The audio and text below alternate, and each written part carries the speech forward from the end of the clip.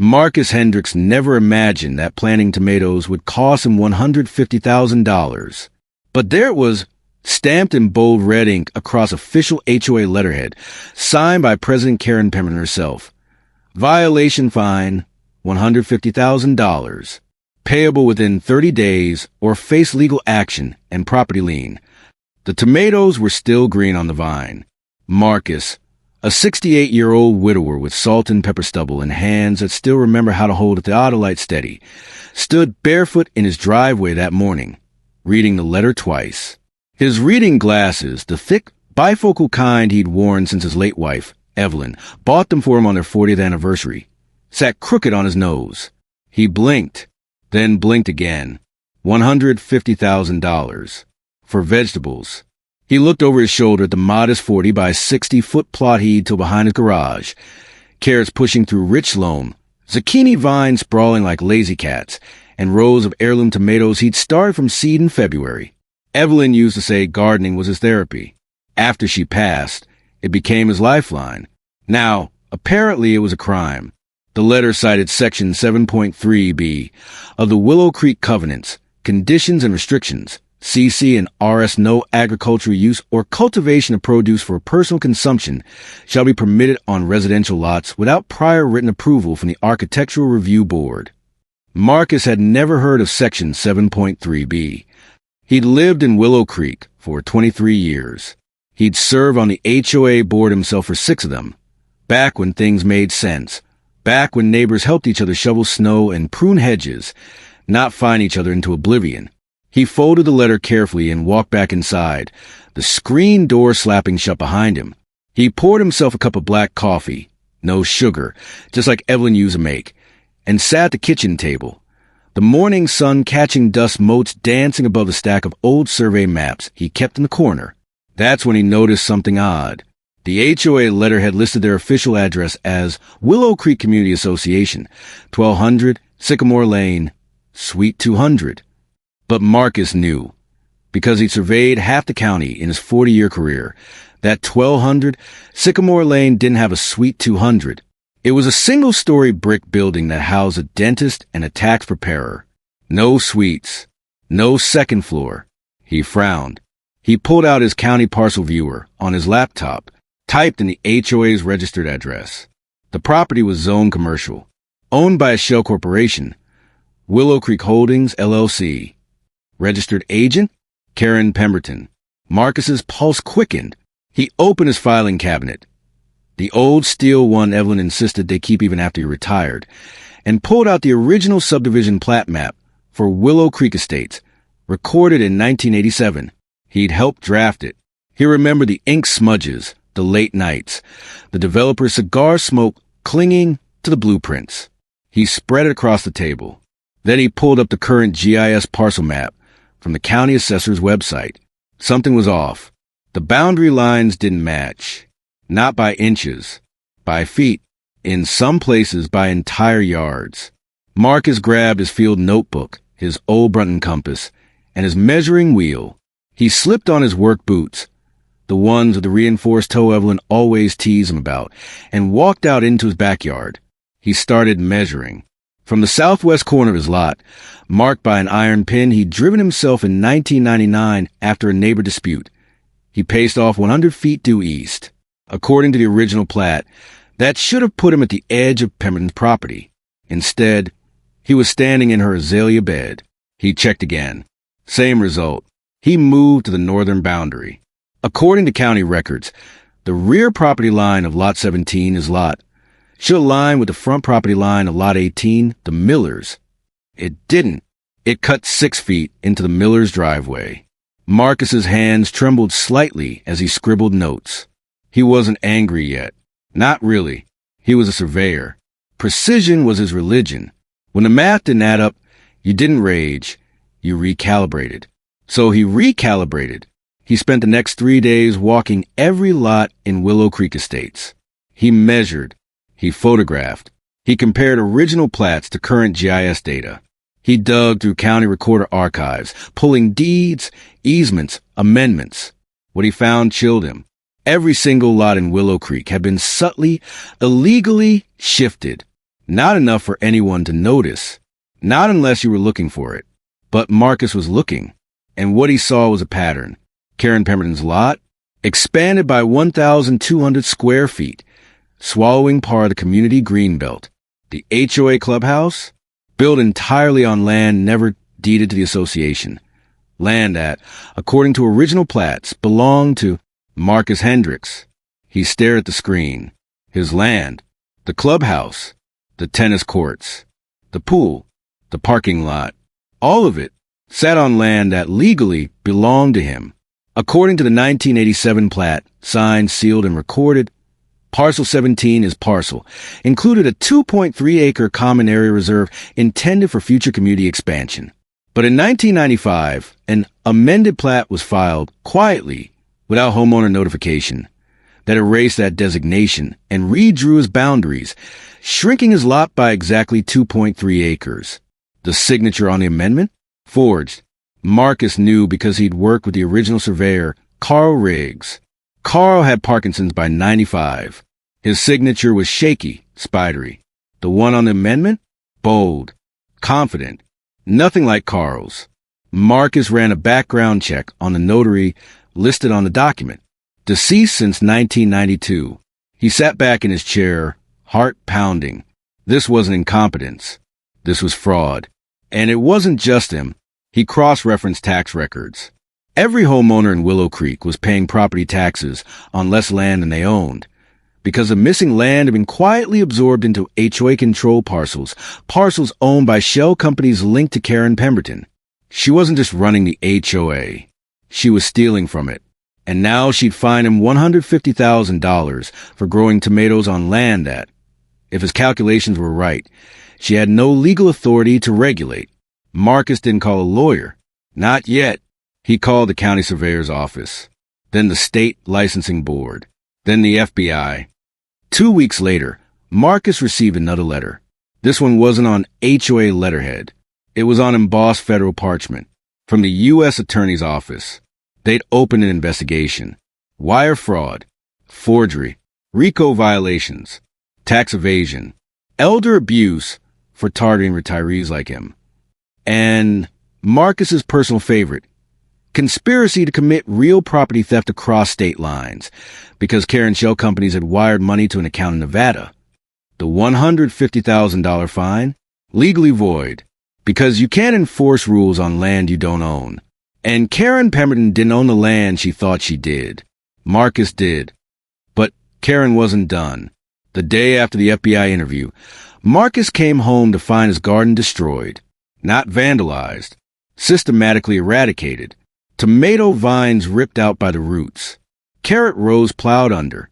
His compost bin overturned, spilling months of carefully cultivated soil across the lawn. And in the middle of it all, shattered, his reading glasses, the ones Evelyn gave him. The lenses were crushed, the frames bent, lying in the dirt like a threat. Marcus didn't cry. He took pictures. He bagged the glasses in a Ziploc. He labeled it Exhibit A. Then he called the FBI agent again. Add destruction of personal property and intimidation of a federal witness, he said calmly. The story exploded. Local news, then national. HOA queen fined man $150,000. Didn't know he owned her land. Retired surveyor turns tables on HOA president in real estate heist. Gardening grandpa uncovers $4 million property scam. Karen Pemberton resigned for personal reasons the same day the U.S. attorney filed a 47-count indictment. Her lawyer called Marcus, offering to settle. Dismiss the federal claims, the lawyer said, and Ms. Pemberton will waive the $150,000 fine. Marcus laughed. You don't get it, he said. I'm not paying her a dime. She's going to prison. And when she gets out, she'll be paying me. Because Marcus wasn't just reclaiming his land. He was taking back the entire neighborhood. Call to action, right here, right now. If you've ever been bullied by an HOA, if you've been fined for planting flowers, painting your front door, or parking in your own driveway, if you've been told that's just how it is while your rights were stripped away, stop accepting it. Marcus Hendricks didn't have a law degree. He didn't have millions. He had a measuring wheel, a stack of old maps, and the courage to ask, "Wait, is this even legal?" You have that same power. Start here. 1. Pull your original deed and plat map from the county recorder's office. It's public record. Free to access. 2. Compare it to your current tax parcel. Look for discrepancies, even small ones. 3. Document every interaction with your HOA. Save emails. Record calls where legal. Take photos. For if something feels off, it probably is. Consult a real estate attorney. Many offer free initial consultations. 5. Never pay an illegal fine. Dispute it in writing. Cite specific codes. Demand proof of authority. The system only works if you let it. Marcus didn't let it. And now, he owns the clubhouse. Back in court, the evidence was overwhelming. Karen's shell companies, the forged documents, the fake notary, the tax fraud, the illegal land grabs, the witness tampering, the intimidation, even the destruction of Marcus's glasses enter into evidence as symbolic destruction of the victim's connection to lawful observation and truth. Poetic and damning, the jury deliberated for 90 minutes. Guilty on all counts. Karen Pemberton was sentenced to 12 years in federal prison. Her assets? Frozen. Her properties? Seized, including the HOA administrative building, which turned out to be a glorified storage shed behind her house, filled with forged meeting minutes and falsified violation notices. Marcus sat in the courtroom every day. He wore his good suit, the navy one Evelyn picked out for their 50th anniversary, the one with a faint coffee stain on the lapel. He refused to dry clean because it's part of the story now. When the verdict was read, he didn't cheer. He nodded. Then he walked outside, pulled a single heirloom tomato seed from his pocket, saved from the last surviving fruit before his garden was destroyed, and planted it in the courthouse flower bed. For Evelyn, the legal fallout took months. The U.S. Attorney's Office dismantled Karen's entire network. 23 homeowners came forward with stories of legal fines, forged liens, and forced sales. The state launched an audit of every HOA in the county. Marcus? He became something of a folk hero. Invited to testify before the state legislature on HOA reform. Featured in a documentary, The Man Who Owned the Neighborhood. Offered a book deal. He turned it down. "I'm not a writer," he said. "I'm a gardener." But his real victory came on a quiet Tuesday in April.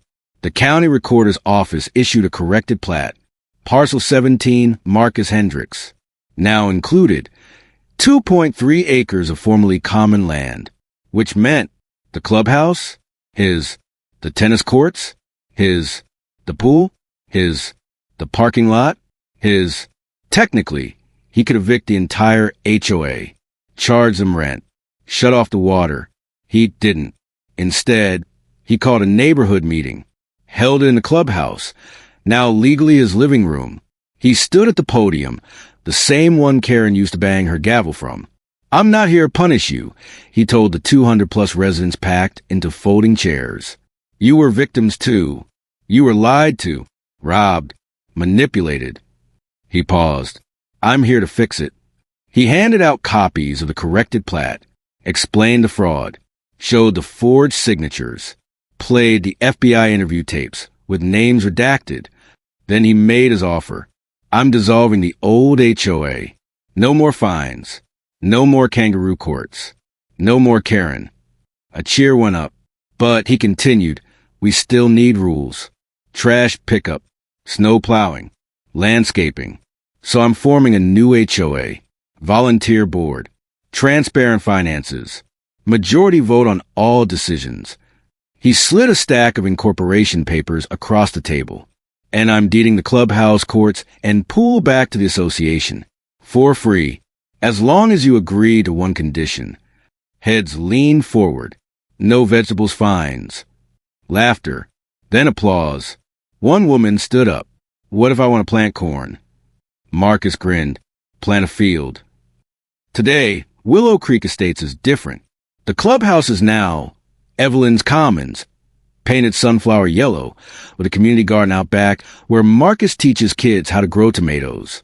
The HOA board meets once a month. Minutes are posted online. Budgets are voted on by all homeowners. Fines? Only for things that actually matter, like blocking fire hydrants or leaving junk cars on the lawn. And Marcus? He still lives in the same house. Still drinks black coffee at the kitchen table. Still pulls out his old survey map sometimes, not to hunt for fraud, but to remember. On weekends, neighbors stop by. They bring zucchini, ask for gardening tips. Sometimes just sit with him on the porch, watching the sunset over land that's finally, legally, morally, beautifully theirs. Karen Pemberton? Last heard, she's working in the prison library, still trying to appeal, still losing. Marcus Hendricks never set out to own a neighborhood. He just wanted to grow tomatoes. But when they tried to bury him, they didn't realize he was a seed. And seeds? They don't stay buried. They grow. Through concrete, through corruption, through $150,000 fines and shattered glasses and forged documents and federal indictments. They grow. And when they do, they change everything. If this story inspired you, act now. You don't need to be a retired surveyor to fight back. You just need to care enough to look. Pull your deed. Compare it to your tax map. Look for mismatches. Document every HOA interaction. Save everything. Know your rights. Start with your state's HOA statutes. They're online. Never pay an illegal fine. Dispute it. Escalate it. Fight it. Share this story. Tag someone who's been HOA bullied. Let them know you're not powerless. Marcus Hendricks didn't have a superhero cape. He had a measuring wheel. And that was enough. Be the Marcus in your neighborhood. Plant your tomatoes. Ask the hard questions. Measure twice. And never, ever, let them tell you your garden is a crime. The last time Marcus visited the courthouse, it wasn't for a trial. It was for a plaque. County officials installed it near the flower bed where he planted that tomato seed. It reads, "In memory of justice measured, not manufactured. For Evelyn, for truth, for tomatoes."